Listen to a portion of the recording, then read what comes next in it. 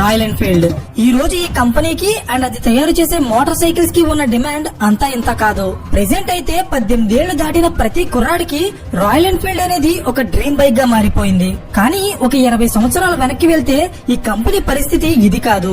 ఒకవైపు motor cycles ని సరిగా తయారు చేయలేక, మరోవైపు కస్టమర్ ఫేస్ చేస్తున్న ప్రాబ్లమ్స్ ని సాల్వ్ చేయలేక ఈ కంపెనీ ఆల్మోస్ట్ మూతపడే సిచ్యువేషన్ కు వచ్చేసింది. అయితే మూతపడే సిచ్యువేషన్ లో ఉన్న రాయల్ ఎన్ఫీల్డ్ కంపెనీని ఒక 25 ఏళ్ల young and dynamic business man అయిన సిద్ధార్థ లాల్ గారు టేక్ ఓవర్ చేసి తన జీనియస్ మార్కెటింగ్ స్ట్రాటజీస్ తో 2001 లో మూసేద్దాం అనుకున్న రాయల్ ఎన్ఫీల్డ్ కంపెనీని ఈ రోజు ఇండియాలోనే కాదు ప్రపంచ వ్యాప్తంగా most successful and highly demanded bikes గా మార్చారు. అయితే అసలు ఇదంతా ఎలా సాధ్యపడింది? సిద్ధార్థ లాల్ గారు తన రాయల్ ఎన్ఫీల్డ్ కంపెనీలో ఇంప్లిమెంట్ చేసిన స్ట్రాటజీస్ ని మనం కూడా మన బిజినెస్ అండ్ ప్రొఫెషనల్ లైఫ్ లో యూజ్ చేసి వాటిని ఒక సక్సెస్ఫుల్ వెంచర్స్ గా మార్చొచ్చా లేదా అనేది నేను ఈ వీడియోలో చెప్పబోతున్నాను.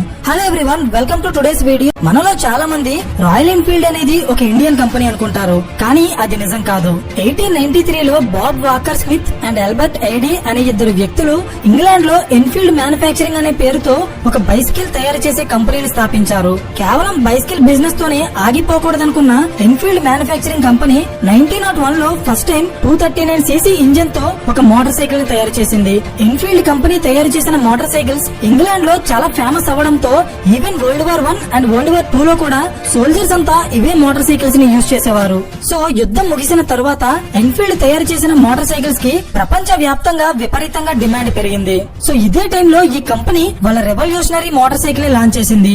అదే రాయల్ ఎన్ఫీల్డ్ బుల్లెట్. ఈ మోటార్ సైకిల్ ని ఫస్ట్ టైం 1932 లండన్ ఒలింపిక్స్ లో డిస్ప్లే చేశారు. స్లోగా రాయల్ ఎన్ఫీల్డ్ బైక్స్ కి వస్తున్న డిమాండ్ చూసి ఇండియాకి చెందిన కేఆర్ సుందరం అయ్యర్ అనే ఒక తమిళ్ బిజినెస్ మ్యాన్ 1949 లో మద్రాస్ మోటార్స్ అనే కంపెనీ స్థాపించి ఇంగ్లాండ్ నుండి రాయల్ ఎన్ఫీల్డ్ మోటార్ సైకిల్స్ ని ఇంపోర్ట్ చేసి ఇండియాలో వాటిని అమ్ముతూ బిజినెస్ చేసేవారు. స్లోగా ఈ మోటార్ సైకిల్స్ కి ఇండియాలో కూడా డిమాండ్ పెరిగింది. ఎందుకంటే వీటి strong build quality and road presence చూసిన ఇండియన్ ఆర్మీ కూడా 1952 లో 350cc ఉన్న 500 బుల్లెట్స్ ని సోల్జర్స్ కోసం ఆర్డర్ చేసింది. సో ఇండియాలో కూడా వాళ్ళ బిజినెస్ ఎక్స్పాండ్ అవ్వడం గమనించిన రాయల్ ఎన్ఫీల్డ్ కంపెనీ 1955 లో మద్రాస్ మోటార్ కంపెనీతో ఒక జాయింట్ వెంచర్ అగ్రిమెంట్ చేసుకుని చెన్నైకి దగ్గరలో ఉన్న తిరువట్టూర్ అనే ప్లేస్ లో వాళ్ళ మోటార్ సైకిల్ మ్యానుఫ్యాక్చరింగ్ ఫ్యాక్టరీని స్టార్ట్ చేసింది. దీని వెనుకున్న లాజిక్ ఏంటంటే ఈ మోటార్ సైకిల్స్ ని వేరే దేశాల నుండి ఇంపోర్ట్ చేసి అమ్మడం కంటే ఇండియాలోనే తయారు చేసి అమ్మితే వాటి ధర తగ్గుతుంది. At the same time Indian motor cycle market లో కూడా మంచి పొజిషన్ ని సొంతం చేసుకోవచ్చు.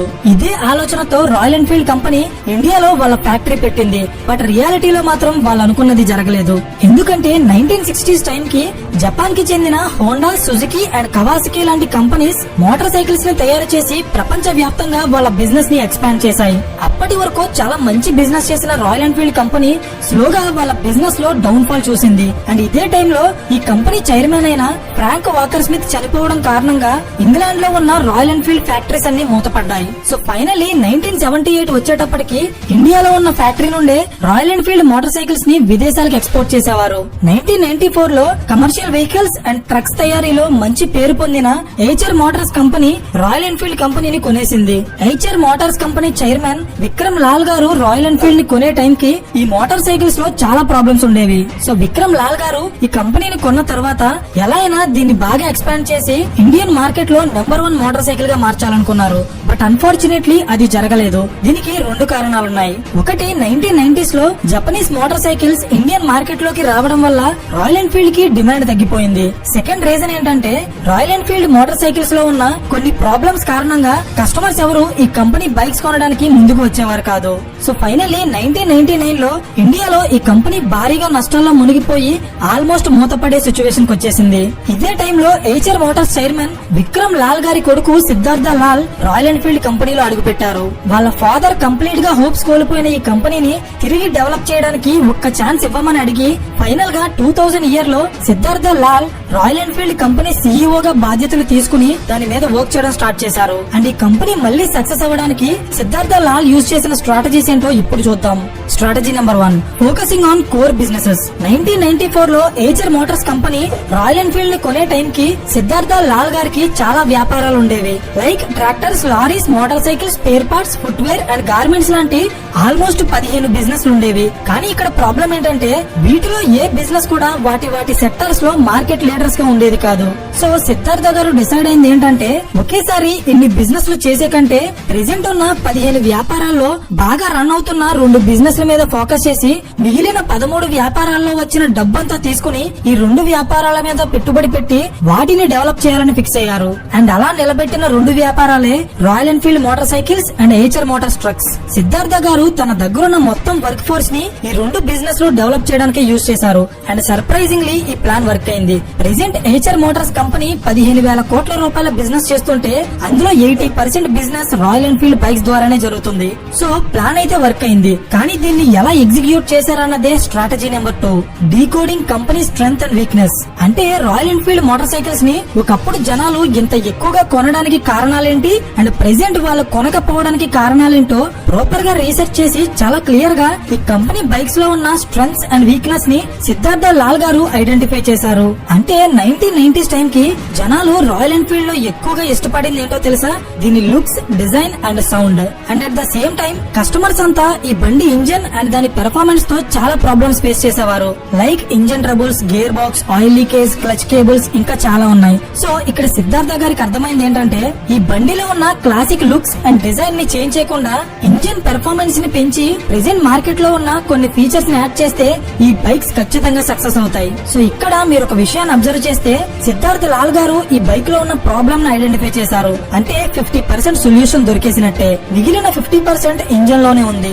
సో రాయల్ ఎన్ఫీల్డ్ బైక్స్ కి ఒక మంచి పెర్ఫార్మెన్స్ ఇచ్చే ఇంజన్ ని డెవలప్ చేయడం కోసం టీవీఎస్ అండ్ బజాజ్ కంపెనీస్ లో పనిచేసిన ఆర్ఎల్ రవీంద్రన్ గారిని రాయల్ ఎన్ఫీల్డ్ కంపెనీకి సీఈఓగా అపాయింట్ చేశారు. 2 వీలర్ ఇండస్ట్రీలో ఆయనకున్న ఎక్స్పీరియన్స్ ని యూజ్ చేసి ఫైనల్ గా సిద్ధార్థ గారు రాయల్ ఎన్ఫీల్డ్ ఇంజన్ లో ఉన్న చాలా ప్రాబ్లమ్స్ ని సాల్వ్ చేశారు. 2008 లో రాయల్ ఎన్ఫీల్డ్ కంపెనీ కొత్తగా తయారు చేసిన యూనిట్ కన్స్ట్రక్షన్ ఇంజన్ ని యూజ్ చేసి Thunderbird twin spark motor cycle ని లాంచ్ చేసింది. అప్పట్లో ఇది చాలా పెద్ద సక్సెస్ అయింది. ఇండియా వ్యాప్తంగా ఈ బైక్స్ ని చాలా ఎక్కువగా కొనేవారు. కేవలం ఇండియాలో మాత్రమే కాదు, ఈవెన్ యూరోపియన్ కంట్రీస్ కి కూడా ఎక్స్పోర్ట్ అయిన first 500cc Indian motor cycle ఇదే. చాలా రోజుల తర్వాత మంచి సక్సెస్ చూసిన రాయల్ ఎన్ఫీల్డ్ కంపెనీ 2009 లో వాళ్ళ స్టార్ ఐటమ్ ని లాంచ్ చేసింది. అదే royal Enfield retro style classic. ఈ మోటార్ సైకిల్ సక్సెస్ కోసం కానీ దీనికి జనాల్లో ఉన్న కల్ట్ ఫ్యాన్ బేస్ కోసం కానీ నేను సెపరేట్ గా చెప్పాల్సిన అవసరం లేదు. ఇది రాయల్ ఎన్ఫీల్డ్ కంపెనీని ఏ స్థాయికి తీసుకెళ్లిందంటే అప్పటి వరకు సంవత్సరానికి కేవలం 25,000 మోటార్ సైకిల్స్ అమ్మే రాయల్ ఎన్ఫీల్డ్ కంపెనీ ఈ క్లాసిక్ మోడల్ ని లాంచ్ చేసిన తర్వాత ఒక్క సంవత్సరంలోనే 50,000 బైక్స్ నమ్మింది. అండ్ జస్ట్ 4 ఇయర్స్ లోనే ఈ కంపెనీ సేల్స్ 50,000 నుండి 6 లక్షలు దాటేసాయంటే ఒక్కసారి ఆలోచించండి రాయల్ ఎన్ఫీల్డ్ క్లాసిక్ మోడల్ కి జనాల్లో ఎంత క్రేజ్ ఉందో. అయితే ఇక్కడ పాయింట్ ఏంటంటే ఇంత సడన్ గా ఈ బైక్స్ కి ఎంత క్రేజ్ ఎలా వచ్చింది? అదే strategy number 3, brand marketing. 2000 year లో సిద్ధార్థ లాల్ గారు రాయల్ ఎన్ఫీల్డ్ కి సీఈఓగా బాధ్యతలు స్వీకరించిన తర్వాత ఈ కంపెనీకి తనే ఒక బ్రాండ్ అంబాసిడర్ గా మారి ఒక డిఫరెంట్ వేలో ఈ కంపెనీ బైక్స్ ని ప్రమోట్ చేయడం స్టార్ట్ చేశారు. అంటే అప్పటి వరకు కేవలం ఆర్మీ సోల్జర్స్ మాత్రమే యూజ్ చేసే రాయల్ ఎన్ఫీల్డ్ మోటార్ సైకిల్స్ ని కామన్ పీపుల్ కూడా కంఫర్టబుల్ గా యూజ్ చేయడానికి ఈ బైక్ డిజైన్ అండ్ ఫీచర్స్ లో కొన్ని చేంజెస్ చేసి అవి రియాలిటీలో ఎలా పనిచేస్తున్నాయో తెలుసుకోవడానికి సిద్ధార్థ లాల్ గారే స్వయంగా ఈ బైక్స్ ని ఇండియన్ రోడ్స్ మీద వేల కిలోమీటర్లు డ్రైవ్ చేస్తూ ఈ బైక్స్ లో ఉన్న ప్రాబ్లమ్స్ ని ఐడెంటిఫై చేసి వాటిని రెక్టిఫై చేస్తూ కొత్త మోడల్స్ ని లాంచ్ చేసేవారు. అంటే తను ఒక కంపెనీకి ఓనర్ లా కాకుండా ఒక కస్టమర్ లా మారి తన కంపెనీలో ఉన్న ప్రాబ్లమ్స్ ని ఐడెంటిఫై చేసి తనే సాల్వ్ చేసుకున్నారు. అండ్ అంతేకాకుండా రాయల్ ఎన్ఫీల్డ్ అనేది కేవలం ఒక 2 వీలర్ మోటార్ సైకిల్ లా కాకుండా ఇది ఒక emotion, attitude and status symbol గా పోర్ట్రేట్ చేయడంలో సిద్ధార్థ లాల్ గారు చాలా సక్సెస్ అయ్యారు. ఎందుకంటే ప్రతి సంవత్సరం ఇండియా వ్యాప్తంగా రాయల్ ఎన్ఫీల్డ్ బైక్స్ కొన్న కస్టమర్స్ తో రైడ్స్ ప్లాన్ చేయడం, ఈవెంట్స్ కండక్ట్ చేయడం అండ్ పర్టికులర్ గా సిద్ధార్థ లాల్ గారే వాటిలో పార్టిసిపేట్ చేయడం వల్ల ఈ మోటార్ సైకిల్స్ కి యూత్ లో విపరీతంగా క్రేజ్ పెరిగిపోయింది. సో ఫైనల్లీ 1999 లో ఆల్మోస్ట్ మూతపడే సిచ్యువేషన్ లో ఉన్న రాయల్ ఎన్ఫీల్డ్ కంపెనీని సిద్ధార్థ లాల్ గారు తన leadership qualities and business strategies తో స్లో అండ్ స్టడీగా డెవలప్ చేస్తూ ఒక పాయింట్ ఆఫ్ టైమ్ లో ప్రపంచ వ్యాప్తంగా హార్లీ డేవిడ్సన్ కంపెనీ కంటే ఎక్కువ బైక్స్ అమ్మగలిగారు. Really it's an inspiration. But recent గా Harley Davidson company Indian company అయిన హీరో మోటార్స్ తో కలిసి రాయల్ ఎన్ఫీల్డ్ కి పోటీగా హార్లీ డేవిడ్సన్ X440 అనే బైక్ ని లాంచ్ చేసింది. కానీ ఇది ఎంతవరకు సక్సెస్ అవుతుందనేది తొందరలోనే ఒక కేస్ స్టడీ చేస్తాం. సో ఫైనలీ ఈ కేస్ స్టడీ నుండి మనం నేర్చుకోవాల్సిన లెసన్స్ ఏంటంటే lesson number 1, always try to identify the problem. అంటే మీరు బిజినెస్ లో అయినా పర్సనల్ లైఫ్ లో అయినా ఒక ప్రాబ్లం వచ్చినప్పుడు దాన్ని ఎలా సాల్వ్ చేయాలి అని ఆలోచించే కంటే ముందు అసలు ఆ ప్రాబ్లం ఎక్కడ వచ్చిందో తెలుసుకోగలిగితే మీకు 50% సొల్యూషన్ దొరికినట్టే. బట్ రియాలిటీలో ఒక ప్రాబ్లం వచ్చినప్పుడు మనం సొల్యూషన్ అండ్ దాని రూట్ కాజ్ తెలుసుకోవడం కంటే ముందు బిజినెస్ ఫెయిల్ అవుతుందేమో అనే భయంలోకి వెళ్ళిపోతాం. సో అలాంటి వాళ్ళకి సిద్ధార్థ లాల్ గారు రాయల్ ఎన్ఫీల్డ్ కంపెనీలో తీసుకున్న డెసిషన్స్ చాలా హెల్ప్ అవుతాయి. Lesson number 2, never focus on multiple business at a time. ఒకేసారి మల్టిపుల్ బిజినెస్ చేయడంలో తప్పు లేదు. నిజానికి దీన్ని బిజినెస్ డైవర్సిఫికేషన్ అంటారు. కానీ ఎప్పుడైతే మీ వ్యాపారాల సంఖ్య ఒక పరిధిని దాటిపోతుందో అప్పుడు మార్కెట్ లో మీ ప్రొడక్ట్ అండ్ బ్రాండ్ కి ఇంపార్టెన్స్ తగ్గిపోతుంది. ఎందుకంటే మీరు క్లియర్ గా ఒక ప్రొడక్ట్ మీద కాన్సన్ట్రేట్ చేయలేరు. అప్పుడు ఆటోమేటిక్ గా క్వాలిటీ ఎఫెక్ట్ అవుతుంది. సో నేను చెప్పేది ఏంటంటే ఫస్ట్ ఆఫ్ ఆల్ మార్కెట్ లో మీ ప్రొడక్ట్ ఒక మంచి స్టేజ్ కి వెళ్లే వరకు ఆ ఒక్క ప్రొడక్ట్ మీదే ఫోకస్ చేసి దాన్నే డెవలప్ చేయడం అనేది చాలా బెటర్ రిజల్ట్స్ ఇస్తుంది. Lesson number 3, emotional pitching. Sales and marketing లో ఎమోషనల్ పిచ్చింగ్ కి ఉన్న ఇంపార్టెన్స్ చాలా అంటే చాలా ఎక్కువ. ఎప్పుడైతే మీ ప్రొడక్ట్ ని కస్టమర్ లైఫ్ కి ఎమోషనల్ గా కనెక్ట్ చేయగలుగుతారో అట్ దట్ పాయింట్ ఆ బైక్ లో ఏముంది, దాని ప్రైస్ ఎంత, దాని ఫీచర్స్ ఏంటి, ఇవేమీ కూడా ఎవ్వరూ పట్టించుకోరు. ఎప్పుడైతే ఆ బండికి ఎమోషనల్ గా కనెక్ట్ అవుతారో అప్పుడు ఆ బండి కొనాలంటే కొనాలంతే. ఇంకా దీని కారణంగానే చాలా కంపెనీస్ వాళ్ళ ప్రొడక్ట్స్ ని కస్టమర్ కి ఎమోషనల్ గా కనెక్ట్ చేయడానికి ట్రై చేస్తాయి. సో మై డియర్ ఆడియన్స్, ఈ వీడియో ఇప్పటి వరకు చూసారంటేనే మీరు ఎంతో కొంత నేర్చుకుని ఉంటారు. సో ఇలాంటి క్వాలిటీ కాంటెంట్ ని కంటిన్యూస్ గా మీ ముందు ప్రెజెంట్ చేయడానికి మేము చాలా హార్డ్ వర్క్ చేస్తున్నాం. మాకు మీ నుండి కావాల్సిన సపోర్ట్ ఏంటంటే వీడియోని లైక్ చేసి ఛానల్ ని సబ్స్క్రైబ్ చేయండి. అండ్ ఈ ఇన్ఫర్మేషన్ యూజ్ అవుతుంది అనుకుంటే మీ ఫ్రెండ్స్ అండ్ ఫ్యామిలీ గ్రూప్స్ లో షేర్ చేయడం మర్చిపోకండి. So thank you for watching and I will see in the next video.